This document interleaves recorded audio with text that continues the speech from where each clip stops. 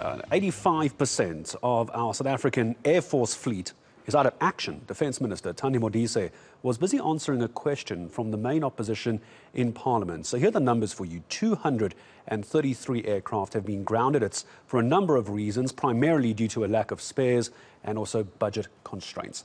The Democratic Alliance saying it leaves the nation vulnerable to security threats. So let's bring in the opposition, the party, the DA MP who asked that question. Was it good enough, the answer? Let's find out. Kobus Marais, good morning to you. Appreciate the time. And the minister does cite a number of issues, the number of aircraft that are grounded, non-serviceable. But there's two issues that you say were excluded, and these are shocking stats. So I want you to start there for me. Gripen and Hawk aircraft. Tell me about that. Yes. Good morning. Good morning, Gareth. Good morning to your viewers. Yes, obviously, you know, all the stats are incredibly sad. But if you just look at the Hawks and the Gripens, those are our fighter jets that we have got. Of the Hawks, which is important for the training of the pilots for jet aircraft, because that is our training platform that we use. And I mean, if you look at that, we have got basically nothing left. We've got about 6 left. And of the 26 Gripens, that is a 4th generation fighter aircraft, we have got, about 3 left, 2 left. So between 3 on the Hawks of the 24 and 2 of the 26 in the Gripens, it is really a sad state of affairs. It means that those jet aircraft and their pilots, one must say, are basically totally unavailable for South Africa. So that is a devastating affair.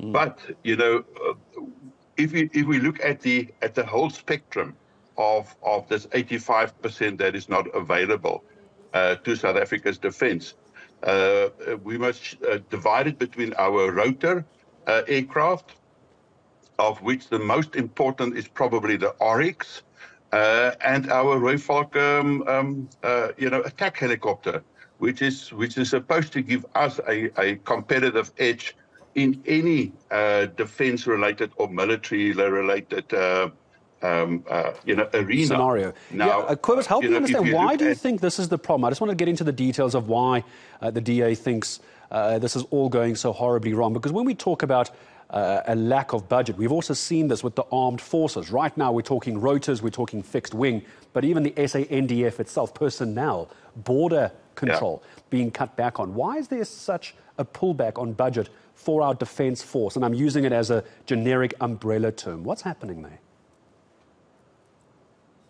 Well, obviously, it is to a large extent the priorities of government. The Defence Force and the defence of our nation and the safety of our people, which is a constitutional mandate, is obviously not the highest priority for government.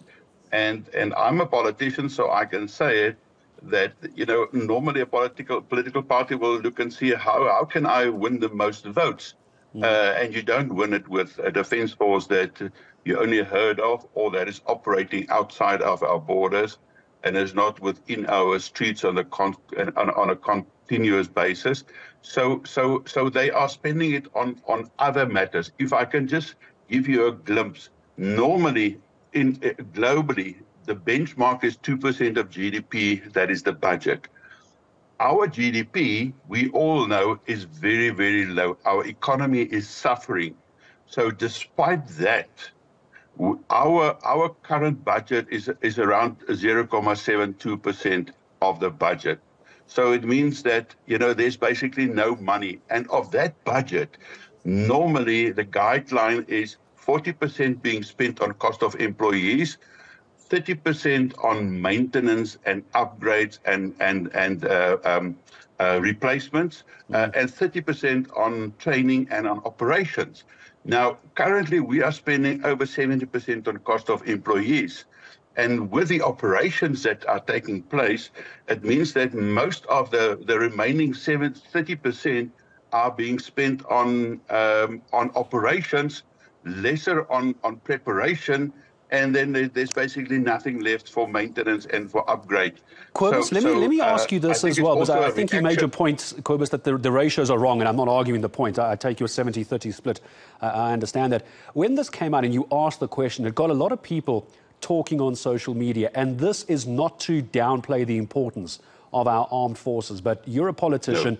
No. I'm talking as an ordinary South African now. When you say operations, what exactly do we need as a country not at war? What do we need all these aircraft for? I understand it might be an unpopular question, but it's a lot of money. Why do we need to be so combat ready, so armed forces ready? Who's really a threat to us here in south of Africa? You know, if you look at South Africa's geopolitical positioning in the world, we've got an enormous coastline, and we've got land borders. So we have to protect our borders. We have to protect our economy from outside threats. And that might be conventional threats in terms of a war, but it can also be other threats in terms of our economy. It can be goods and things that is illegally brought into South Africa, even people into South Africa. It can be that our country is being used by the wrong people as a base, and as a go-through base to the rest of the world. Defense is like an insurance policy. We are seeing what is happening in the Middle East now. We're seeing what is happening in Eastern Europe. We're seeing what is happening in other parts of the world. If you are not prepared to defend your country and your people, and you get the attack, then it is too late. So to a certain extent, defense is also a deterrent from attacks. So if you are vulnerable, we already know that there are many people that is not supposed to be in South Africa that we find in South Africa. Certain ISIS cells has been developed in South Africa purely because the protection and the guarding of South Africa is very poor. One must also remember that in terms of our maritime, we have got the ocean economy that we must protect. We are being robbed daily of enormous amount of money and goods from our oceans. We are also responsible for safety and security and search and rescue for this whole maritime area around South Africa down to Antarctica.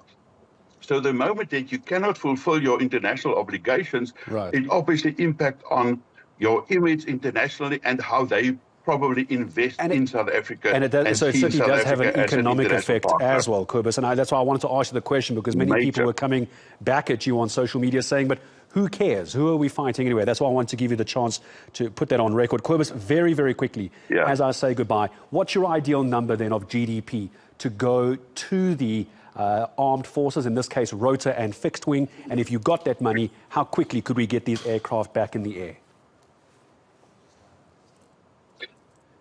In my opinion, 2% is probably unsustainable for us. So we have to achieve and aim for currently about 1% of GDP, which will give us another 20 billion rand. If we can maintain at least our current strategic fixed wing and rotor aircraft, and then invest in technology, new technology, modern technology that will give us a 24/7 surveillance and observation of our maritime and land borders, we can be a fast responding, a defense force. And if we then change our priorities, and obviously you need political will for that, and we have got the political will. So if you change your priorities on defense force, aiming at technology and the prime mission equipment that we need, we can support our soldiers much better.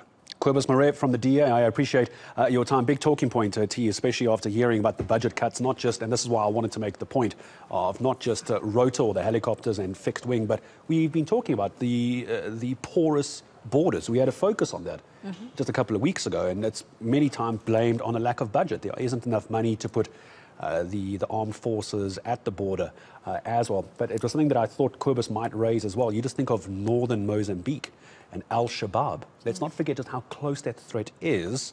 And if something, obviously we all hope nothing ever would, hopefully intelligence is on our we wouldn't have the capabilities to protect ourselves as a country. And that's why that's such an important discussion. And really protecting yourself should be standard with or without a threat. Absolutely. You have to always think of the worst case scenario and make sure that you are capacitated. But those numbers are also quite staggering, that only 3 of the 24 Hawk aircraft are actually available and only 2 of the Gripen fighter aircraft available. So we literally have 5 fighter aircrafts available. Should there be a war, should we be attacked and we need to actually defend ourselves, we don't, as it stands now, have the capability to do so. Yeah, and never to even speak about the pilots that aren't getting the hours in as well with this technology. It's a big issue. It's why we wanted to do the interview. We're going to, I'm sure, unpack that with the Department of Defense a little bit later in the week.